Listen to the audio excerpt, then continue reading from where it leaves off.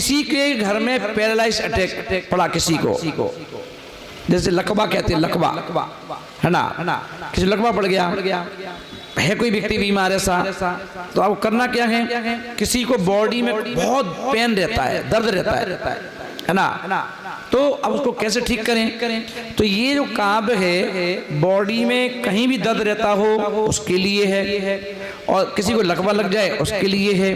अब करना क्या है, आपको नमक के डेली लेना है 7 नमक की क्या लेना है, डेलियां 7 डेली लो, और 7 डेलियां लेकर के जो मंत्र है इसका, उस पे एक डेली पे एक माला फेरो। 7 डेली हैं, 7 माला एक डेली पर, और रख दो उसको। अब नमक के डेले को जहां आपको दर्द होता है, किसी को भी, अपनी माँ हो सकती है, बहन हो सकती है, बेटी हो सकती है, पत्नी हो सकती है, पिताजी हो सकते हैं, दादाजी हो सकते हैं, तो जहां बहुत दर्द रहता है, डॉक्टर भी परेशान है क्या करें, कैसे करें, तो उसको नमक से उस स्थान पर झाड़ते रहो और मंत्र पढ़ते रहो। ये वाला काब पढ़ते रहो, एक डेली से पूरा पढ़ लो। यदि पूरी बॉडी में होता है या पूरे हाथ में हो रहा है, पूरे हाथ तो नमक को फेरो है ना, फेरते रहो कम से कम है ना 7 बार इस काब को पढ़ो।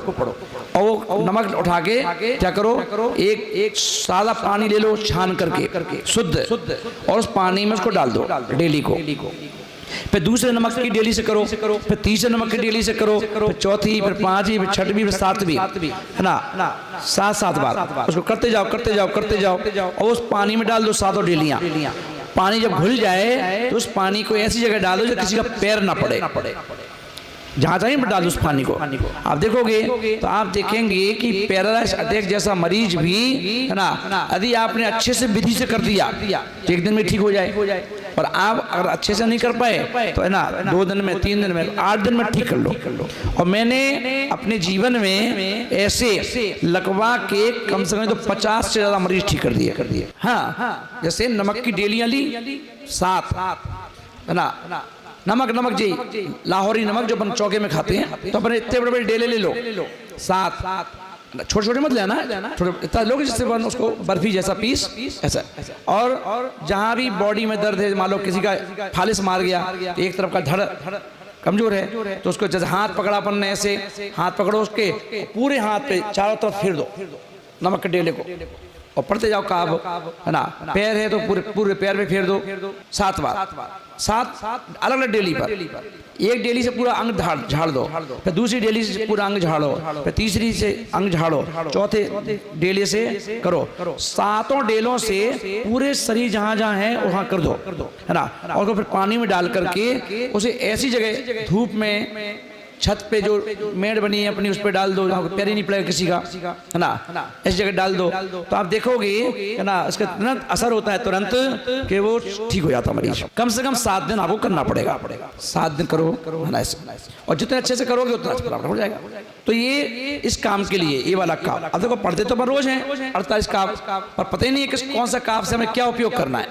तो ये 48 काब है ना हजारों बीमारियों को ठीक कर देती है। हाँ, एक माला नमक के डेले पर, एक डेले पर एक माला। काब नंबर कौन सा है, ये 8वें नंबर का, ठीक है ना। और इसमें विधि भी लिखी है, इसमें पुस्तक में विधि भी लिखी है उस तरफ देखो जो हम बता रहे हैं ना नीचे। तो अब इस काब की शुद्धि करो पहले। मत वेती हाँ, नाथ तब नहीं तो मुखले मुंह से तो संस्तवनम माएद ना येद रभ्यते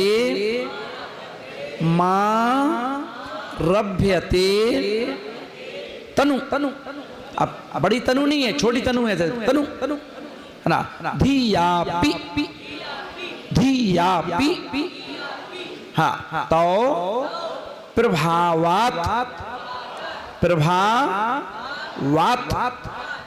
चेतो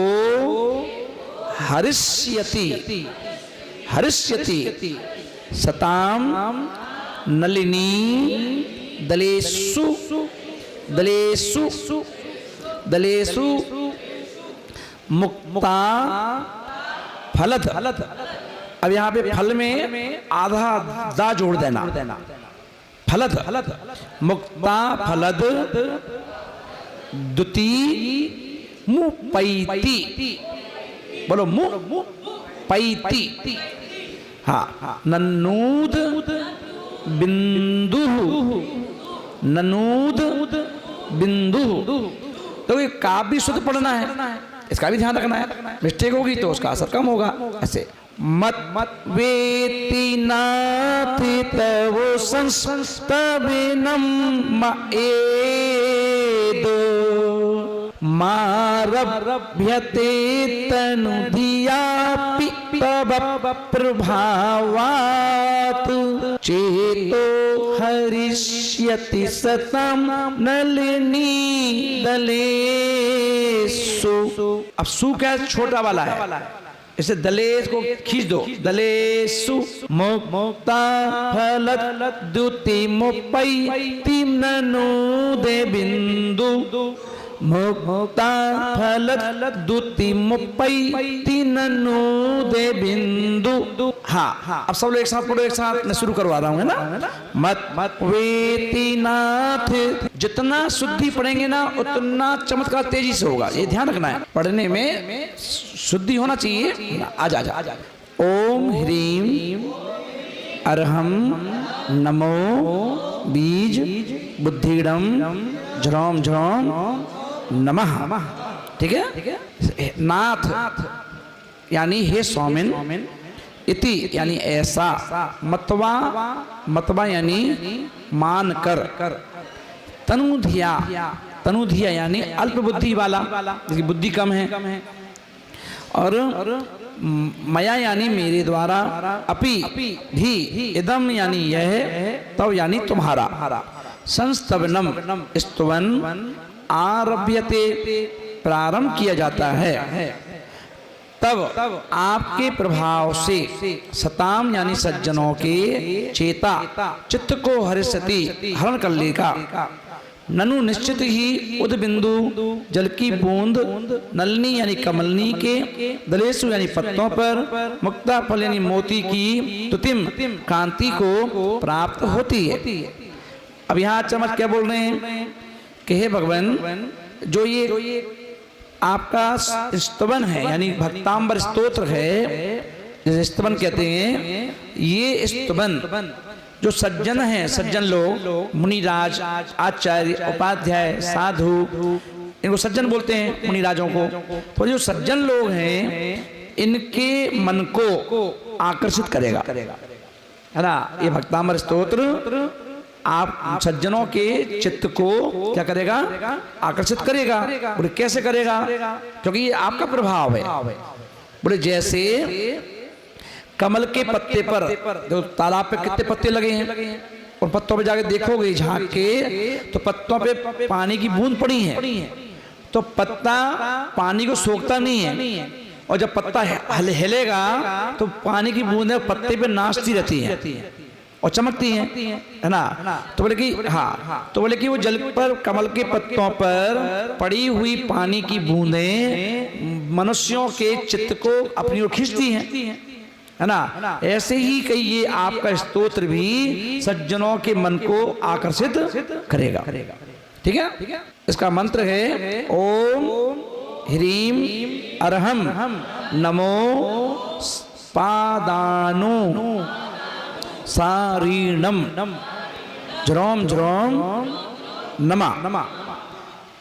ओम ह्रीम, अच्छा जोर से पढ़ के बताओ 5 बार मंत्र ये बोलो। ओम ह्रीम अरहम नमो पादानु सारीणम झ्रौम झ्रौम नमः। ओम ह्रीम अरहम पादानु सारीणम झ्रौम झ्रौम नमः।